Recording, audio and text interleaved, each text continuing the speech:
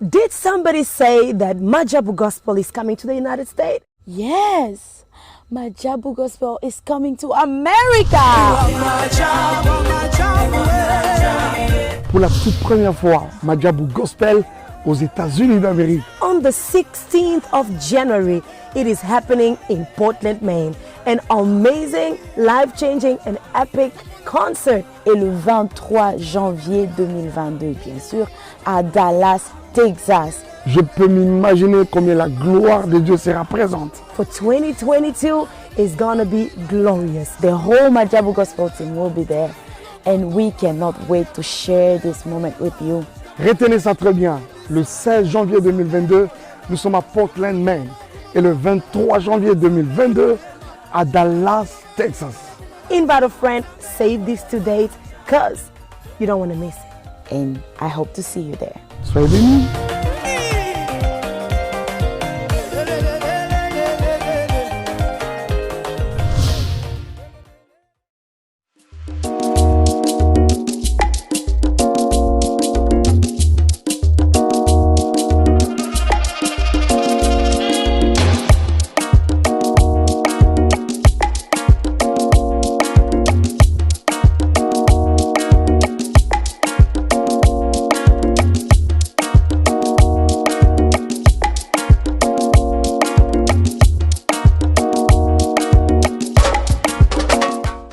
Bonjour la famille, j'espère que vous allez bien.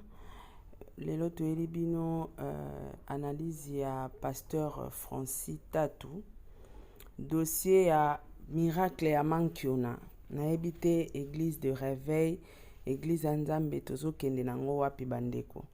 Toutaki kolanda evala adenonsaki makambo basalaki ye na église. Bapesaki 15 000 francs pour que aya kondima kobima mutabakisi. Mais ya yebaki te ke ekoleka partout dans le monde entier na ba média ekoleka na internet mokili komona yango. Donc selon ye yebaki kake ndenge bafuti 15 000 francs aoya aye kaka ba filmer ye na église batu ba moni pona ya yebaki kake esuka na église ma yebaki te monde entier ekomona ye ekotala ye. Et après ndeko na biso evala yaki ko dénoncer pasteur Francis. Et après te remona yesu ko changer maloba non ba pasteur nde batinda kiye aloba bafuta ke mbongo pa aloba makamandenge wana ba révélation a bongo pona prophète Francis bango nde batu bazobundisa ye. Mais to komona lisusu kaka ye wana evala aye lisusu kosala émission na confrère na biso moko pona kotalisa bato ete c'est vrai miracle o basalaki na kombo na ezalaki ya mankiu na ndenge Denis Desi alobaka. Alors na olinga totala émission wana ensemble na bino et puis tozonga pona ko analyser parce que na 4 émissions na biso tozali susu na bilakeli mabe na loba parce que mikolo yo ba kote ya na bambwakela ba kolakela batu mabe likolo ya cher. Pasteur Francis à laquelle ndeko na biso mobali soki aleki lisusu koloba vérité te akokoma baba pona libela akondima ete bakoma na eti na justice.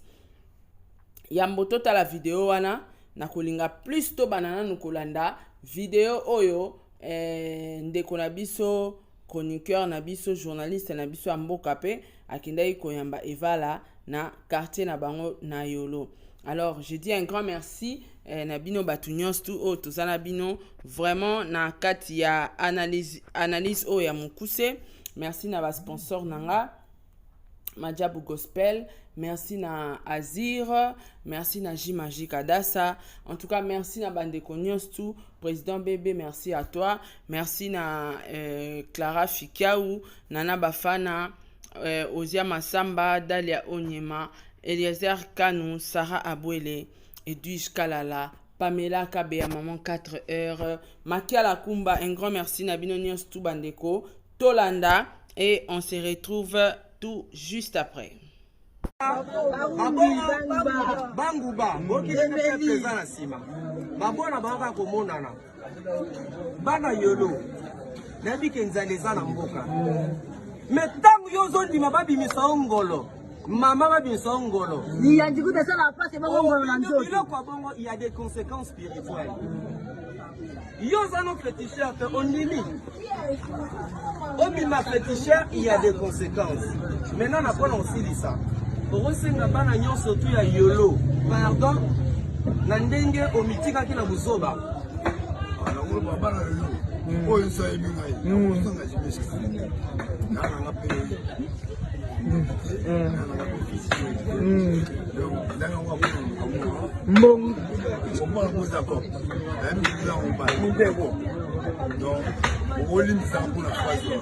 Voilà, beta maboko makasi.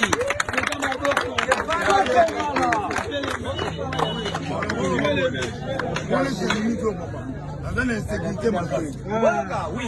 Mon insécurité, dans maman insécurité, ma casse. On ne peut pas tout avoir. Donc le nom lancé un moment protection pour ça. Le goût de Tibet.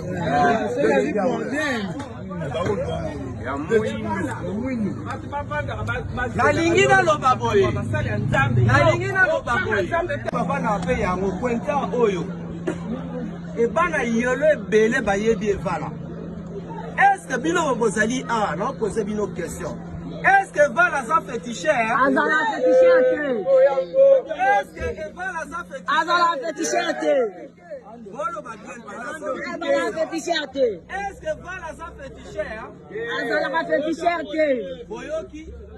Boyoki bino mondenge population. Solo bila bise vala mela masanga to ndima. Balobi soki bolobe vala mela masanga. To ndima. Vala mela masanga. Mela masanga. Féticheur to yango te. Balobi polo masanga ba mais kindoki bana yoko bakoyi balobi azali ndoki te ndeko Joël Francis Tatou epe ça comme c'est voilà baba to poursuivre ezali mawa ezali passe na bona tia ba commentaire bosengaki nga na luka evala yo asimbi bible na maboko mpona koloba ete nyonso oyo alobi ezali vérité. Ndeko Joël Francis abaki sa kosenga pardon te. Akoma baba. Na lobani, malobe silinga na lobani. Bana yolo bozolanda ngai. Bobimisa mankiona na yolo. Bana mbole. Bana wanga. Voilà, nous sommes de retour. Bandeko touti kolanda evala. Ndenge auti lisusu ko confirmer biso. Que miracle wane salamaki na bomoi na ye ezalaki ya lokuta. Mais ndeko na biso evala aza en danger. Alobi vi na ye eza en danger. Asengi bandeko commune na ye balimbisa ye, famille na ye limbisa ye, nenga kendaki pona 15 000 francs seulement likolo ya pasi pona kokene ko couvrir événement ya miracle ya mankiuna. Mais à part ça azolela kaza menacé. Vinae eza en danger.